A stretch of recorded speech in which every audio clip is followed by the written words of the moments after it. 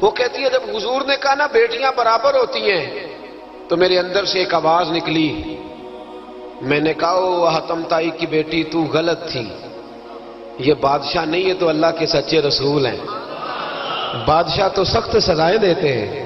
کہتے ہیں حضور میرے قریب آئے اور آ کے کہنے لگے تو سردار کی بیٹی ہے، تیرے باپ میں اچھی خصلتیں پائی جاتی تھی، بتا تیرے ساتھ کیا معاملہ کروں، کیا معاملہ، یہ حضور کی پسند ہے، کیا معاملہ کروں؟ تو کہنے لگی میں چاہتی ہوں مجھے آزاد کر دے۔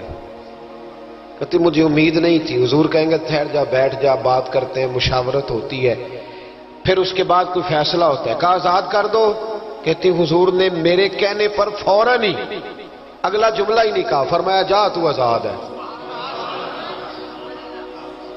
کہتی ہے میں نے ایک جملہ اور کہا، میں نے کہا میں اکیلی نہیں جاؤں گی، سارا قافلہ آزاد کرو۔ اب تنگی یہ داماں پہ نہ جا اور بھی کچھ مانگ، ہے آج وہ ماہل باتا اور بھی کچھ مانگ۔ کہنے لگی اکیلی نہیں جاؤں گی، سارا قافلہ سارا قبیلہ آزاد ہو۔ حضور نے فرمایا تو پتہ نہیں کیا سوچ رہی ہے، تو جہاں آئی ہے وہاں سے خالی جاتا ہی کوئی نہیں، سارا قافلہ۔ حضور نے فرمایا بھی اس کے قبیلے کو کھانا بانا کھلاؤ اور سارے ہی آزاد کر دو۔ واپس گھر گئی تو اپنے باپ کو اپنے بھائی کو بلایا، بلا کے کہنے لگی بھائی وہ بادشاہ نہیں وہ نبی ہے، بادشاہ نہیں وہ، اب تو جن کو فقیر ہونا چاہیے تھا وہ بھی بادشاہ بن گئے۔ بادشاہ سلامت، بادشاہ سلامت۔ میں رات بورے والے میں تھا، بھائی مہربانی پیسے نہ لے کے آئیے گا باہر، اپنی اپنی جگہ پہ بیٹھے، یہ کام بالکل نہ کریں، اللہ آپ کو خوش رکھے برکت دے۔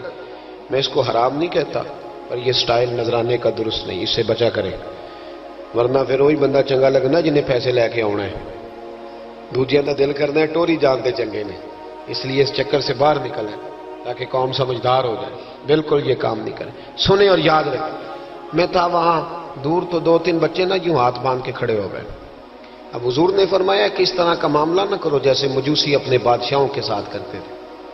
میں کہ پتر بیٹھ جو کہندے نہیں ساڈی ڈیوٹی ہے، میں کہ کیس لائی ہے، میں بادشاہ سلامت ہوں تو بیٹھ جو کرسی تے آرام نال، کیا چکر چل گیا ہے، ہاتھ باندھ کے کھڑے ہونا، کونوں میں کھڑے، کیا اس کا مطلب؟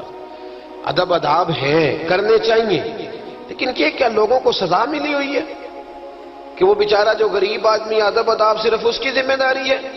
ماڑا آیا تو پیر صاحب نے ادب پہ لگا دیا اور تگڑا آیا تو خود ادب کرنا شروع کر دیا۔ یہ کس قسم کا تماشا ہے؟ یہ کوئی طریقہ نہیں۔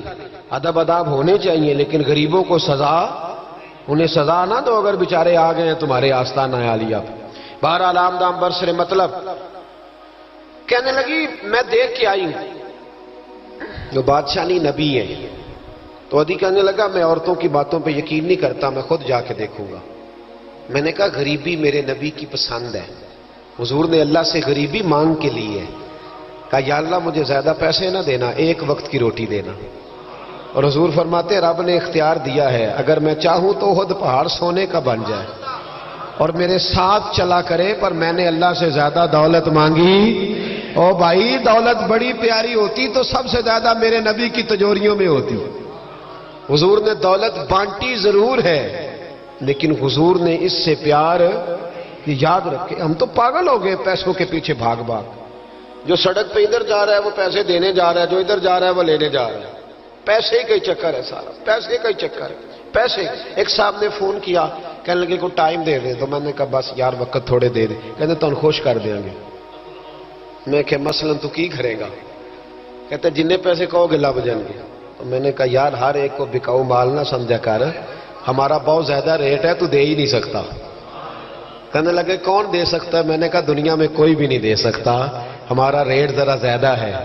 ہم نے اگر ریٹ مانگنا ہوا تو قیامت کے دن غوث اعظم جیلانی سے جا کے مانگیں گے یا ان سے مانگیں گے جن کے نام کی دہائی دیتے رہے ہیں، تعریف مصطفیٰ کی کرے اور نتیجہ ہم دنیا داروں سے مانگے، انہی سے لیں گے نتیجہ جن کے قصیدے ساری زندگی گائے ہیں۔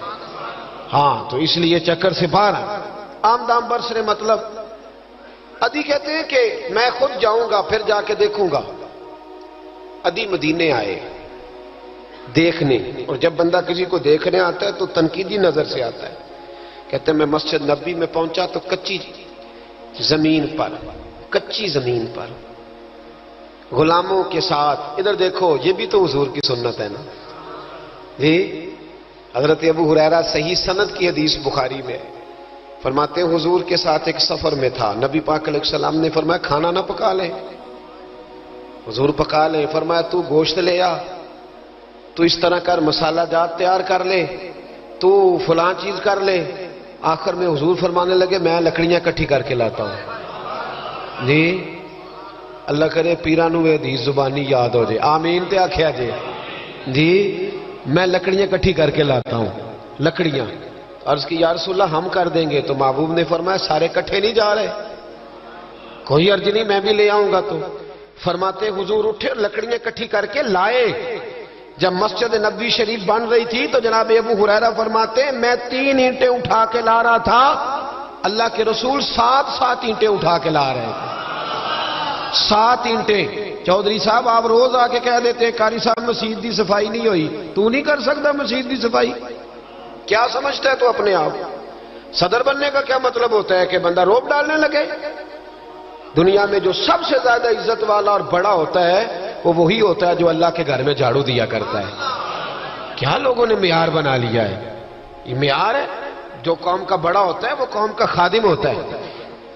عدی کہتے ہیں میں مدینے آیا تو میں نے نبی پاک علیہ السلام کو غلاموں کے ساتھ کچی زمین پہ بیٹھے دیکھا، اور غلام بھی کون؟ ایک طرف حضرت بلال حبشی بیٹھے اور دوسری جانب حضرت عمار بن یاسر بیٹھے۔ کہتے ہیں حضور بیچ بیٹھے، کھانا کھایا جا رہا ہے، اور حیران میں اس وقت ہوا جب اسی پلیٹ سے نبی پاک بھی کھا رہے ہیں اور بلال حبشی بھی کھا رہے ہیں ساتھ بیٹھ کے حضور نے۔ عدی کہتے ہیں میرے دل پہ چوٹ لگی، میں نے کہا نہیں یار یہ بادشاہ نہیں، یہ بادشاہ جو اس طرح غریبوں کے بیچ بیٹھ کے روٹی کھائے۔ ہمارے تو بادشاہ غریبوں کے حق میں تقریر کرتے ہیں نا، ویسے ان سے پوچھو کہ اس گاؤں سے ڈنگے کا کرایہ کتنا ہے، اور پھر ڈنگے سے لالے موسے کا کتنا ہے، ان کو کوئی پتہ نہیں۔ ان چودھریوں کو بچوں کو کھڑے کر کے پوچھو کبھی چنے کی دال کا بھاؤ کیا ہے، کدی آندھی ہوئے تو پتا ہوئے نا، ان کو کیا پتا؟ ان کے گھر میں تو آ جاتی، اللہ جانے کہاں سے آتی ہے، ہم بدگمانی نہیں کرتے۔ لیکن حضور ایک پلیٹ میں کھانا کھا رہے۔ عدی کہتا ہے میں سمجھ گیا یہ بادشاہ نہیں۔ پھر میرے دل میں شیطان نے وسوسہ ڈالا، میں نے کہا مسجد کچیا ہو سکتا ہے، مکان بڑا پکا ہو، بنگلہ بڑا عالی شان ہو۔ حضور کی عادت مبارکہ تھی جب کوئی مہمان آتا تھا تو یا مسجد میں اصحاب صفہ کے ساتھ رکھتے تھے یا کسی صحابی کو دے دیتے تھے، وہ اپنے گھر لے جاتے تھے۔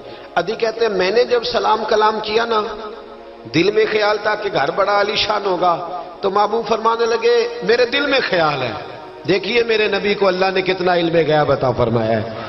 کہتے ہیں میرے دل میں خیال ہے۔ مصطفیٰ کریم فرمانے لگے یار تو یہاں نہ بیٹھ، چل میں تجھے گھر لے چلتا ہوں۔ خیال آیا مسلمان نیک و بد پہچان جاتے ہیں اور محمد آدمی کے دل کی باتیں جان جاتے ہیں صلی اللہ ہو۔